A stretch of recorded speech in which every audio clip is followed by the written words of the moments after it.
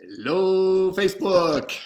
It is 22nd April, 2021, and we are, let's see here, where are we? We're in Keystone, Colorado is where we're at. Um, anyhow, I hope everybody's having a great week. We're running into the weekend right now. Things are going wonderful on our end. I hope they're going well for you too.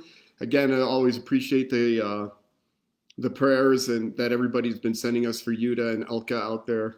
She's still hanging out. She's still in hospice, but she's moving along. So as you come on, go ahead and let us know if you're watching it live, if you're watching the replay, share that as well. And always, it's just really makes it just more energetic, more fun if people are writing in the comments as we're going along. Let us know if you're watching it live, replay.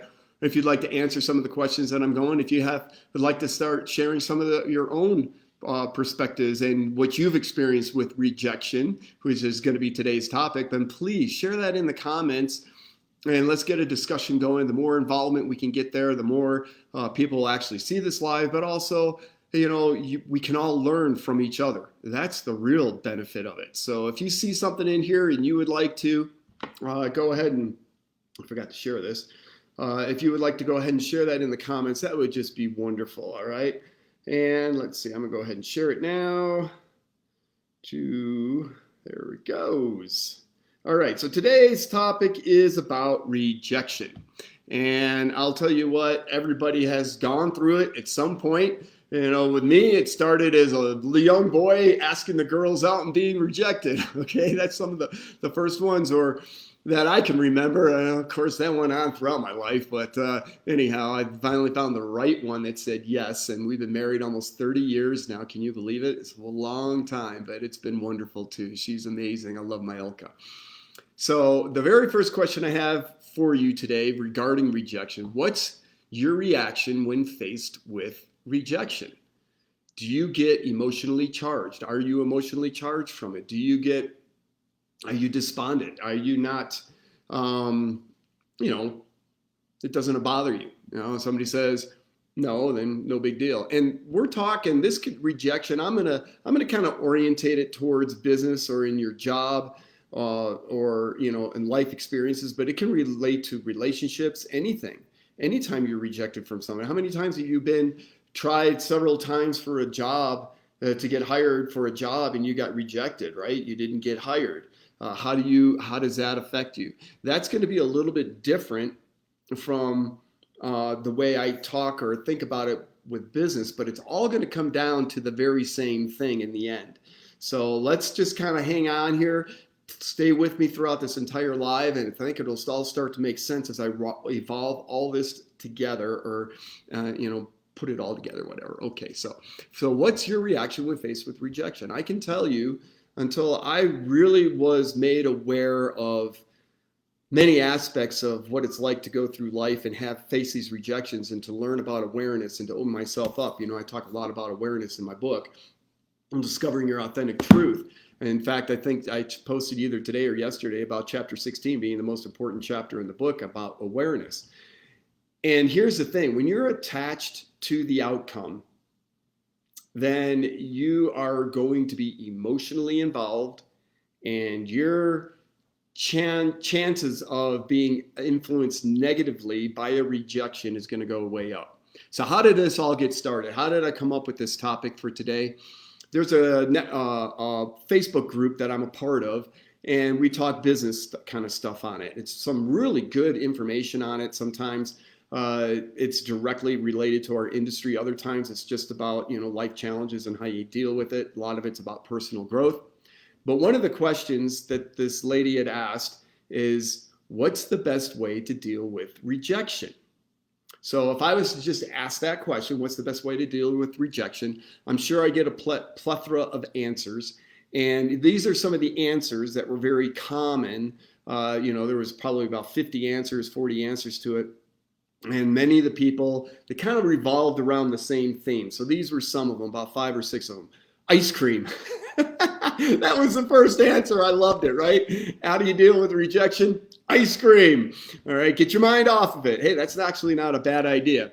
Help make it to move yourself forward. That was in a lot of the answers, right? You learn from it and move forward. Some others were Rejection is redirection. So that was a lot of them. Maybe go to school on yourself. What did you do? How could you have presented your whatever you were presenting, whether it was for the job or for the business opportunity, whatever it might be? How could I have improved upon that, right? So rejection is redirection. That's great. Accept and review your approach, kind of goes along with that one.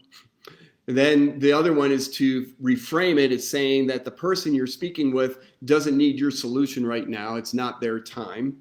And there was another one here, learn from it and move on. Okay, so that rejection is redirection. So, but when I first saw the question, none of those came to my mind. Now, in the past, that's probably how I would have dealt with it myself or helped somebody else. But none of those, I mean, the plethora, 30, 40 answers, was even popped into my head. So how do you think I answered it? What would be a way? Has your reaction to a rejection empowered you? Or is it, if you found it more disempowering? All right, because I can tell you, in the past, I've really found it to be very disempowering. So how can we frame this and make it empowering, right? And how can you maintain your state of power? So this is how I answered it, at least how I started it out. If you are emotionally charged negatively, from a rejection is obviously negative, right? So if you're emotionally charged from that rejection, then it's not the rejection that's affecting your emotion. It is something within you. And here's the reason why.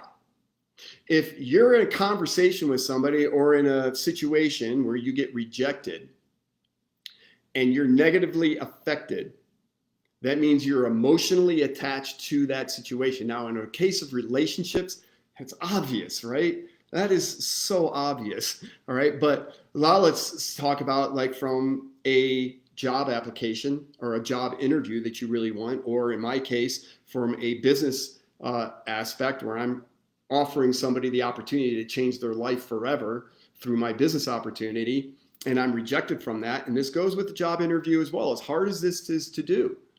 If you go into that job interview attached to the outcome, in other words, I need this job. I really want, those are negative words, right? That's negative, disempowering language. This job. That automatically comes with it an attachment to the job. But if you walk into that job interview and say, wow, man, I really desire this job. I know this company will benefit from what I have to offer them. If they decide that I'm not the right fit for them, that's their loss. And I will go find something that is a better fit. All right? That's not being attached to the outcome. Totally different. And you stay in your power the whole time. It's extremely important. Relationships is a little bit more delicate, right? Because you really love that girl, or you really love that guy, and you really, relationships are emotionally charged. So that is a kind of a little bit different story, but again, you can still apply this philosophy to that. Maybe there's somebody better. The bigger fish is out there waiting for you, right? When you are attached to the outcome, or you allow the other person to negatively influence your emotions, guess what? You just gave them your power. You gave your power away to that other person. You are way more valuable than that. Don't allow that to happen. All right?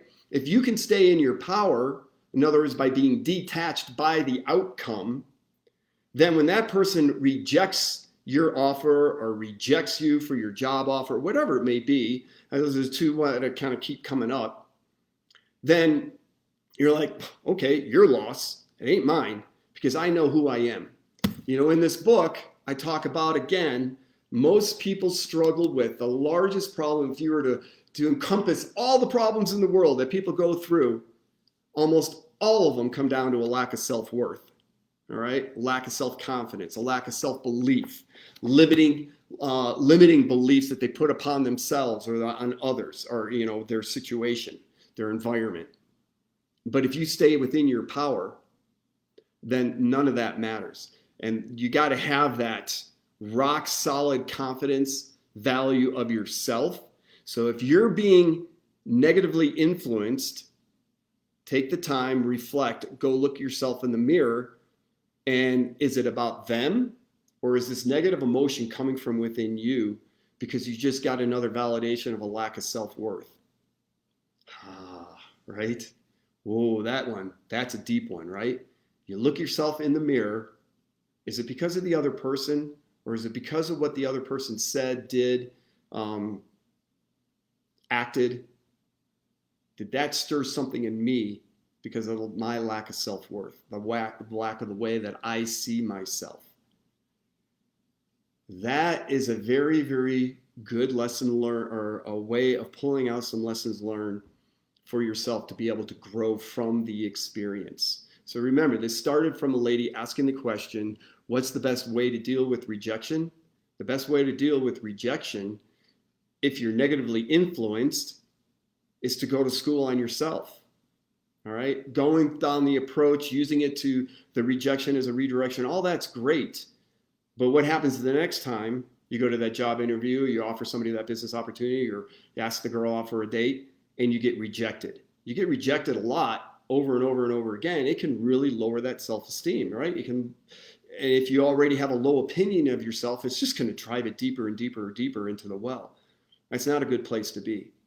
And part of that is because you're attached to the outcome when you have a lack of self-worth, because if the person does say yes, that's going to lift your self-esteem. If you can get yourself to the point of having such high self-esteem and high self-confidence, it matters nothing what the other person says, you are on your way towards total victory. All right? That is a lot, again, about what my book is all about. It's about falling back in love with yourself. And when you fall in love with yourself and you have that inner joy and that inner connectedness, nothing out there can affect you, no matter how bad it is. You might have a momentary blues, that's fine, day or two, but then you're able to snap yourself out of it because you know you're better than that, and there is somebody out there waiting for what I have to offer them. All right? When you get that negative, icky feeling in yourself from a rejection, you're making it about you, not the other person.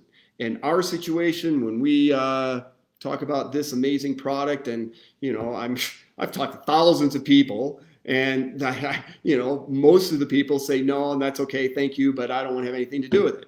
Great. Do I let that pull me down? No, because my dreams, my vision, my goals far exceed what they obviously are seeing, right? Because I know where this is taking us. I mean, we're going to $20,000, $50,000, $100,000 a month and more because of all the reasons why.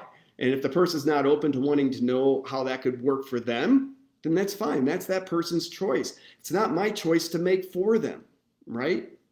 So their rejection doesn't faze me at all. I mean, if it's a big fish, yeah, I would love it, but all right, there's another big fish out there, and I'm going to go find that big fish.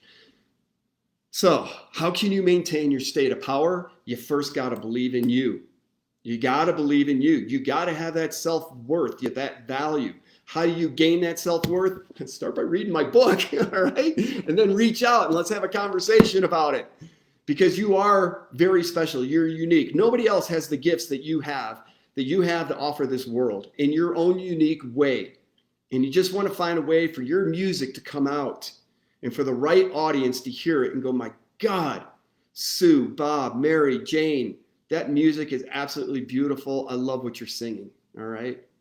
If you're sincere and you're speaking from the heart and you're not attached to the outcome, and you have self-belief and self-worth, your chances of being negatively affected by a rejection go way down and you can stay in your power. All right. So that's my 2 cents on this subject. I hope you found it worthwhile. Again, I would love to see some comments in there, a discussion going on as to how you see and how you feel about rejection, how you deal with rejection. And let's just get a conversation going in the comments there. Again, let me know if you're watching it live or on the replay. As you can see, it's snowing here again. I love it. Anyhow, wishing you all a great day. Bye-bye.